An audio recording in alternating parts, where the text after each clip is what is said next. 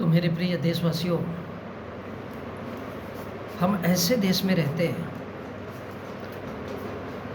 जहाँ पर हमने देखा है कि कागज़ पर लिखा है मतलब वही सच है। फॉर एग्जाम्पल,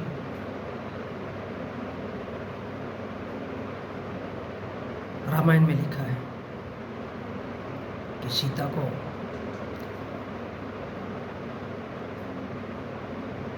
राम जैसा पति मिला और वो मर्यादा पुरुषोत्तम था और वो बहुत अच्छी स्त्री थी। मतलब सीता समाज उसको माता के रूप में, एक आदर्श के रूप में देखता है। पति पत्नी पर शक करे, वो भी किसी और के कहने पे, उसकी अग्नि परीक्षा ले, मतलब उसको जलाए और उसके बाद अगर वो जिंदा बच गई तो वो उसकी पत्नी, अदरवाइज नहीं। क्या ये वास्तव में सच हो सकता है?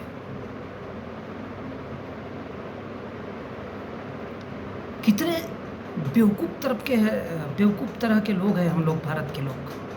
किसी भी बात को बड़ा जल्दी सच मान लेते हैं। क्यों? क्योंकि कागज पे लिखा है। क्यों? क्योंकि वो हमारा धर्म है। क्योंकि वो हमारा धर्म है। वो कहता है। किसने कहा है? तो भगवान ने कहा है। भगवान जैसी कोई चीज़ नहीं, फिर भी हम उसको क्यों? क्योंकि कागज पे लिखा है। कागज पे लिखा हुआ है, ओम भूर्भुवस्वः तत्सवितुर्वरेण्यं भर्गो देवस्य धीमहि धियो यो नः प्रचोदयात्। कुछ हो मत हो, क्यों?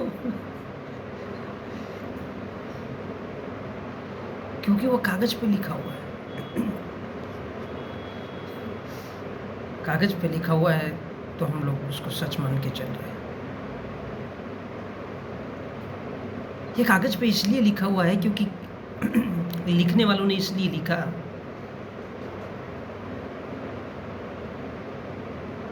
कि पैसा किस तरह से कमाया जाए, लोगों को बेवकूफ़ बना करके उनके ऊपर राज कैसे करना है, ये किस तरह से हो। इसलिए कागज पे लिखा है, उसको सच नहीं मानना चाहिए कभी भी। आपके पास आंखें हैं, आंखों से देखो। आपके पास आंखें हैं, उन आंखों से देखो। आपके पास दिमाग है, उस दिमाग से तर्को, दिमाग से भी सोचो। और बात अगर तब भी समझ में नहीं आई तो एक शांत जगह में अकेले बैठो और उसी बात पर चिंतन मनन, अपने अंदर उस बात को लेकर के झांको, सोचो।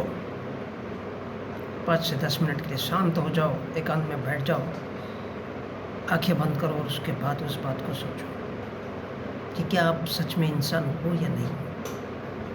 अगर इंसान हो तो इंसान के पास दृष्टि भी है, वो आँख से देखता भी है, उसके पास दिमाग भी है सोचने के लिए। उसके बावजूद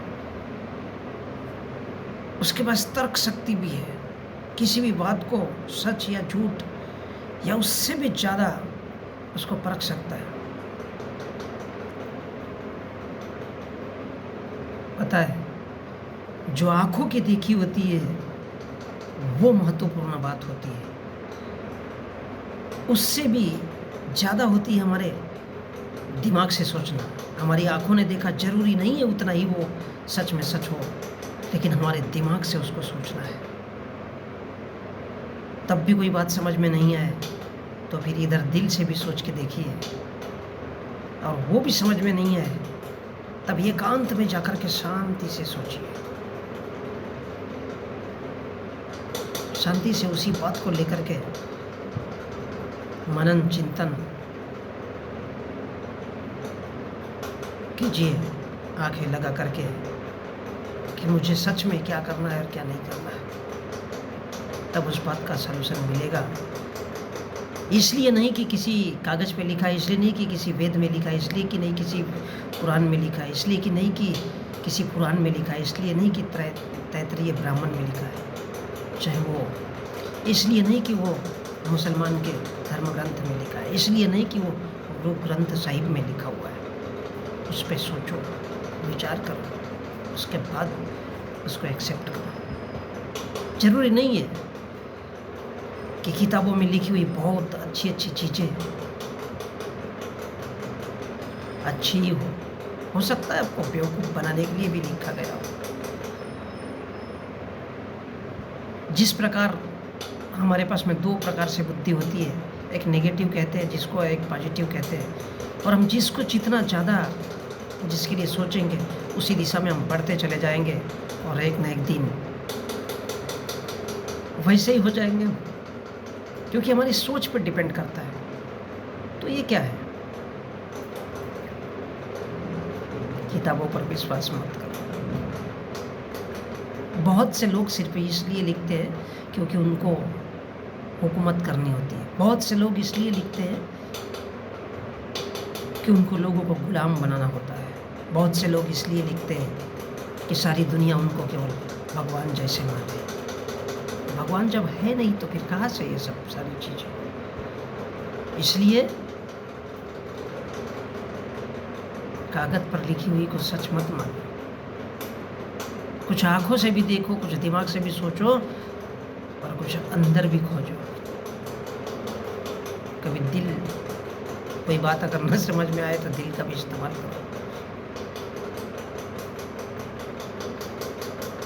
इसी प्रकार से हमारी धार्मिक किताबें होती हैं, ग्रंथ होते हैं बड़े बड़े, जिनको लाखों करोड़ों अरबों लोग मानते चले जाते हैं। ये क्या है? मूर्खता के अलावा कुछ भी नहीं है।